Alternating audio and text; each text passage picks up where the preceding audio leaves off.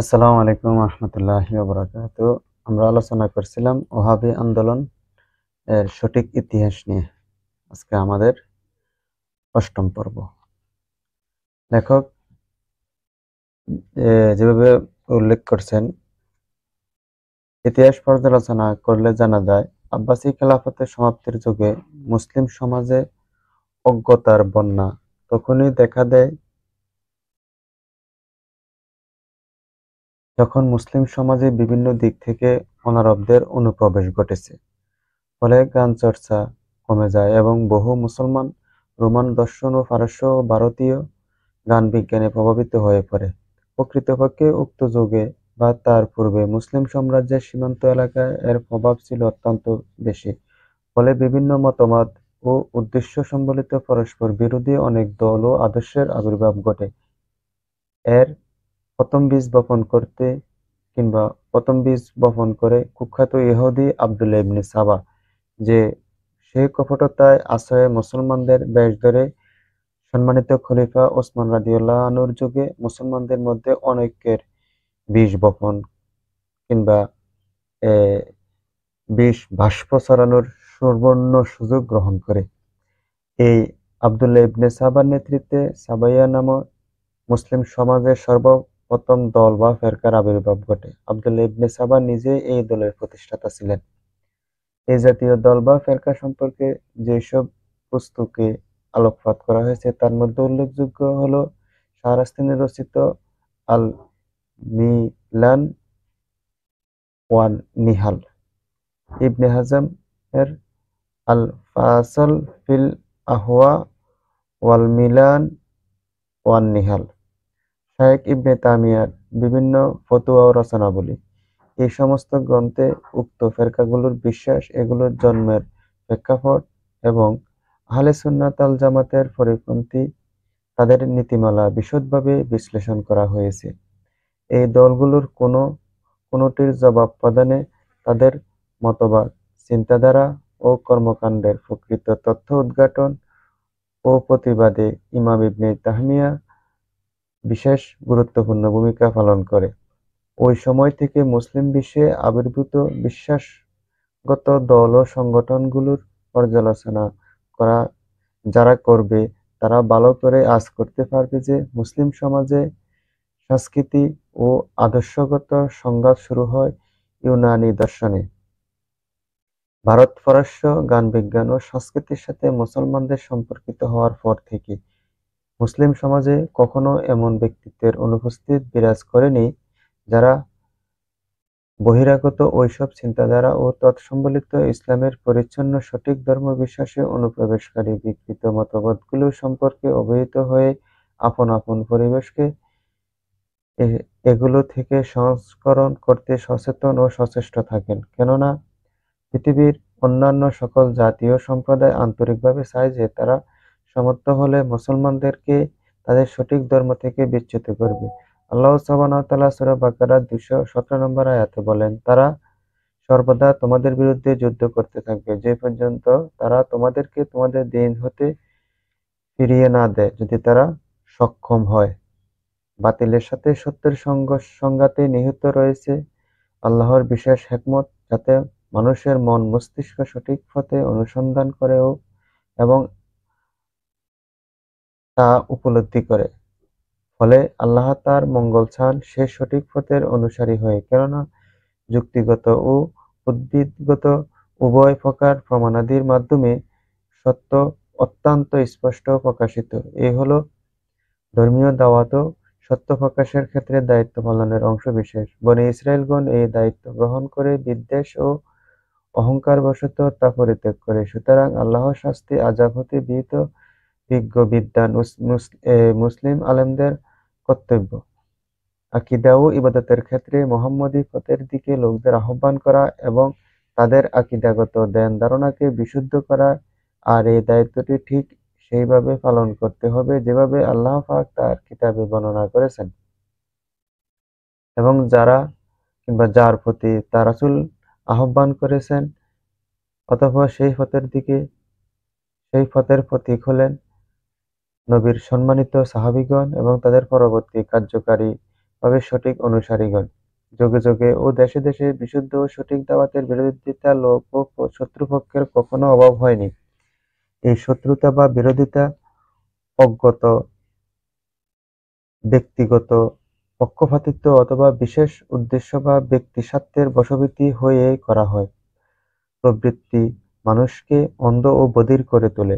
এগুলি ওইসব শত্রুদেরকে ইসলামের বিরুদ্ধে প্রকাশ্যে ও গোপনে অস্ত্র ধারণের প্ররোচিত করে। ফলে তারা নিরপেক্ষ ও সঠিক আহ্বানকারীদের উপর বিভিন্ন অভিযোগ আরোপ করে এবং তারা জনগণকে বিভ্রান্ত করার উদ্দেশ্যে মিথ্যা ও অপবাদে আশ্রয় গ্রহণ করে।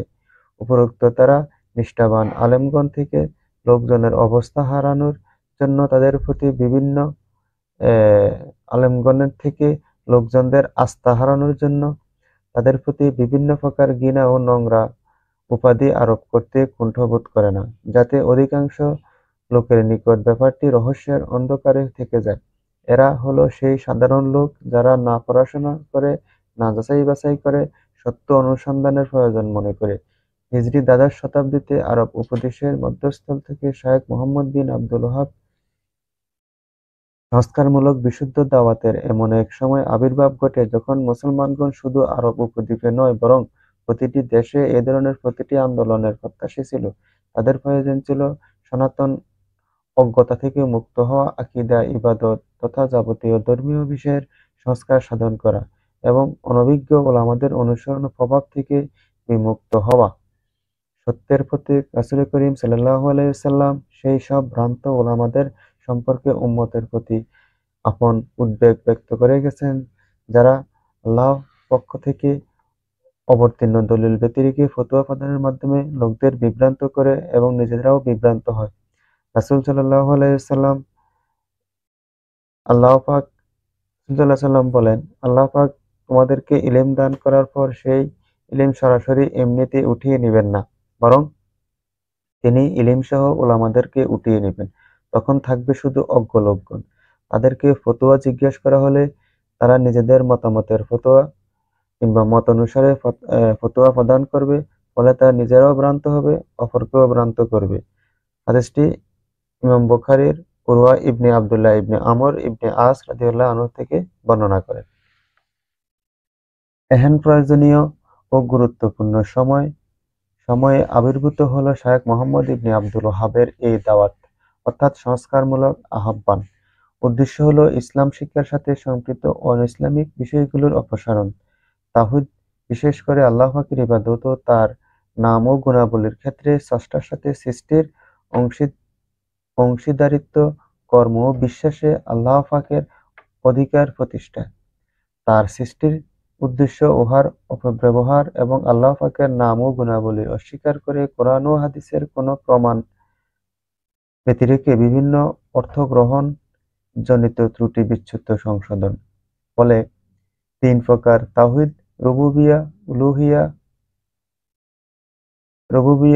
উলুহিয়া ও এবং নাম ও গুণাবলী, আসমা ও সিফাত যেটা, এর কোনো ক্ষেত্রেই তখন নির্মল থাকতে পারেনি। বিশ্বাস ও আমলের দিক দিয়ে এগুলোর মধ্যে এমন অনেক বিষয়ে অনুপ্রবেশ ঘটেছিল যাহা উহাকে প্রকৃত অবস্থা থেকে দূরে সরিয়ে নিয়ে যায়, কারণ উহা হযরত মুহাম্মদ সাল্লাল্লাহু আলাইহি সাল্লাম কর্তৃক আনীত জীবন পদ্ধতির আওতার বহির্ভূত অনেক বিষয়াদি দ্বারা প্রভাবিত হয়ে পড়ে।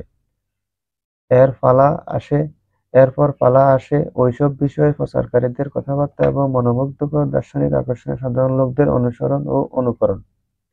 এই জাতীয় লোক সম্পর্কে আল্লাহ সুবহানাহু ওয়া তাআলা সূরা বাকারা ২০৪ এবং ৫ নম্বর আয়াতে বলেন, মানুষের মধ্যে এমন লোক আছে পার্থিব জীবনে যার কথাবার্তা তোমাকে চমৎকৃত করবে এবং তার অন্তরে যা আছে উহার উপর সে আল্লাহকে সাক্ষী রাখে, প্রকৃতপক্ষে সে কিন্তু কঠিন ঝগড়াটে লোক। যখন সে প্রস্থান করে তখন সে পৃথিবীতে অশান্তি সৃষ্টি ও শস্যক্ষেত্র ও জীবজন্তুর বংশ নিপাতের চেষ্টা করে। আল্লাহ তো অশান্তি পছন্দ করেন না। এর প্রকৃত কারণ হলো মুসলমানদের আত্মরক্ষা কিংবা অন্তরাত্মা তাদের ধীর ভীত হতে বিচ্যুত হওয়া, আর সেই ভীত হলে সৃষ্টির জন্য আল্লাহর প্রবৃত্তি শরীয়ত এবং মানব সৃষ্টির হেকমত সম্পর্কে তাদের জ্ঞান ও সঠিক উপলব্ধি। এই বিচ্যুতির ফলে তাদের মধ্যে দেখা দেয় জ্ঞানের ক্ষেত্রে দুর্বলতা, অনুধাবন ও উপলব্ধির দোদুল্যতা এবং প্রভাবশালী ও বিজয়ী ব্যক্তির অন্ধ অনুকরণ। জন্ম নেয় বিভিন্ন প্রকার সুফি মতবাদ, যার সূত্রপাত ধর্মীয় আকর্ষণ, একাগ্রতা এবং ইসলামের ভাবধারা সংরক্ষণের উদ্যোগ নিয়ে শুরু হয়েছিল। এর সূত্রপাত ছিল সঠিক এবং উদ্দেশ্য ছিল মহৎ, কিন্তু অজ্ঞতা ও সামাজিক মর্যাদার উত্তরাধিকারিত্বে আগ্রহ এবং বিভিন্ন ধর্মীয় পদের নামে আখ্যায়িত করা হয়। যা বিভিন্ন ধর্মীয় পদে আখ্যায়িত করা হয় এমন লোকদেরকে সামনের কাতারে নিয়ে আসে, যাদের নাম ছিল পর্যাপ্ত জ্ঞান, না ছিল বিভিন্ন বিভিন্ন গুরুত্বপূর্ণ বিষয়াদি সম্পর্কে ধর্মীয় দৃষ্টিভঙ্গি অনুধাবনের সামর্থ্য। রাসূল সাল্লাল্লাহু আলাইহি ওয়াসাল্লাম তার উম্মতের উপরে এই বিষয়াদির আংশিক আশঙ্কাই করেছিলেন। কেউ যদি অধিকাংশ সুফি মতবাদে গৃহীত বিষয়াদি যেমন আড়ালমুক্ত হওয়া, দায়িত্ব ও কর্তব্যের ঊর্ধ্বে অবস্থান, তাদের মুরিদান ও কুতুবদের বিভিন্ন কার্যক্রিয়ার প্রতি দৃষ্টি প্রদান করে এবং এগুলোকে খ্রিস্টানদের ক্ষমার অনুষ্ঠান এবং গির্জার উপাধি গ্রহণকারীদের মর্যাদা, মিলাদের অনুষ্ঠানাদি এবং ক্ষমার সার্টিফিকেট প্রাপ্তার সাথে তুলনা করে, তাহলে সে দেখতে পাবে যে উভয় দলই কোনো না কোনো দিক দিয়ে একে অপর থেকে এইসব বিষয় বা অন্যান্য বিষয়ে সাহায্য লাভ করেছে। সুতরাং অজ্ঞতা বা অন্ধ অনুসরণ জনিত কারণে ইহুদি খ্রিস্টান ধর্ম বা মূর্খতা যুগের নীতিমালা থেকে অনুপ্রবেশকারী যাবতীয় কালিমা হতে মুক্ত পবিত্র ইসলামের পরিষ্কার পরিচ্ছন্ন রূপ পুনরায় পেতে হলে আমাদেরকে অবশ্যই আল্লাহ পাকের নির্দেশ পালনের নিষ্ঠার সাথে ব্রত হতে হবে। আল্লাহ পাক সূরা বাকারা 120 নম্বর আয়াতে উল্লেখ করেন, ইহুদি ও খ্রিস্টান লোক তোমার উপর কখনো সন্তুষ্ট হবে না যতক্ষণ না তুমি তাদের ধর্মাদর্শ অনুসরণ করবে। ফলে আল্লাহ হেদায়েতে প্রকৃত হেদায়েত জ্ঞান প্রাপ্তির পর তুমি যদি তাদের প্রবৃত্তি অনুসরণ করো, তাহলে আল্লাহর শাস্তি থেকে রক্ষা করার জন্য তোমার কোনো অভিভাবক এবং কোনো সাহায্যকারী থাকবে না।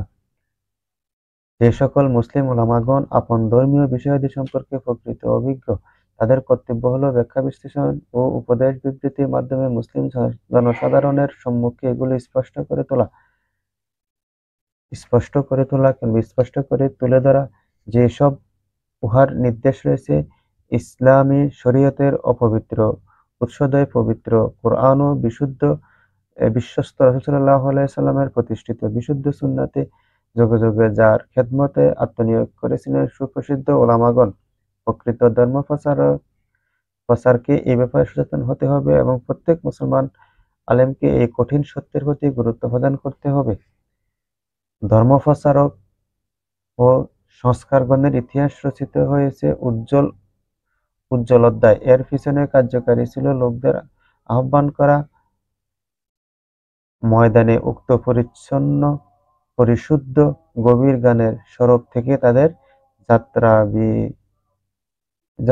সূচনা।